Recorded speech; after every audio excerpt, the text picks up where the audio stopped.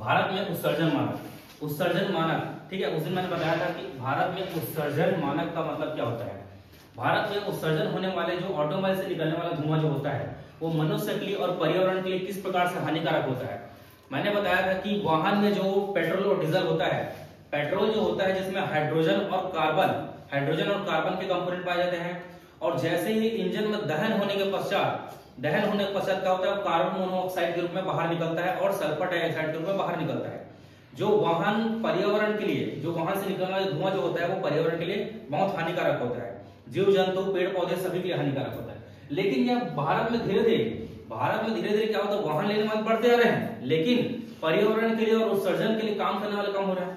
भाई हर किसी गाड़ी चाहिए, देख रहे हो एक समय पे लोग साइकिल से चलते थे, एक समय में लोग के घर में गाड़ी मुश्किल से एक होता था, हर गाड़ी में मतलब 2 गाड़ी 3 गाड़ी हो गया है, लोग कार लेते जा रहे हैं, बाइक छोड़ के कार में आते जा रहे हैं धीरे धीरे। लेकिन ये सब वाहन कैसे चलेंगे, पेट्रोल से चलेगा, डीजल से ही चलेगा, समझ आ रहा है। ये पेट्रोल डीजल से चलने वाले जो वाहन होते हैं उसे जो निकलने वाला जो धुआं होता है उसे उत्सर्जन कहा जा रहा है। अब इस उत्सर्जन के लिए एक मानक बनाया गया, मानक का मतलब होता है इनसे निकलने वाला धुआं को कम करना, समझ आ रहा है, ठीक। अब हमें पता है कि दिल्ली में, मैंने बताया था कहानी 1991 में क्या हुआ था, दिल्ली में जब बहुत वाहनों की संख्या बढ़ गई, धुआं बहुत निकलना चालू हो गया, और मतलब वाहन में धुआं ऐसा होता कि कोहरा का धुआं जम गया था, प्रदूषण इतना ज्यादा बढ़ गया।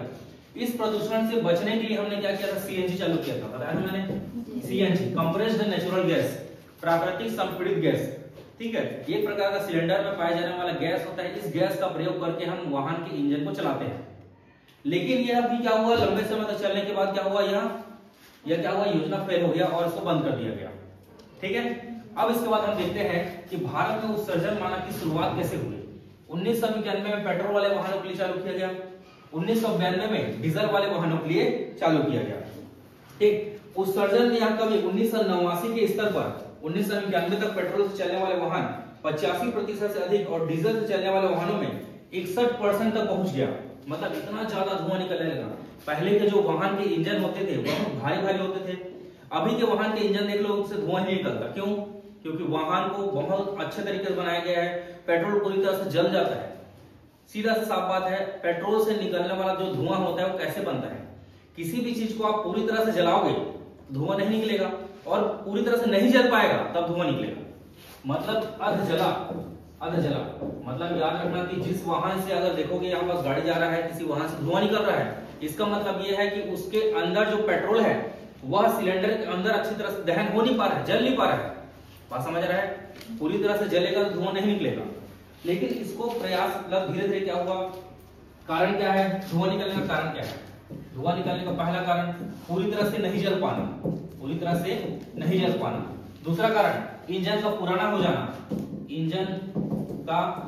हो जाना, मतलब कि पुराना वाहनों में ज्यादातर धुआं निकलता है। देखो भाई गाड़ी में लीकेज वगैरह होता रहता है, पेट्रोल टपकते रहता है, ऑयल घिस जाता है, दिखते रहता है उसमें। रिसाव के कारण ही क्या होता है, वहां से धुआं निकलता है।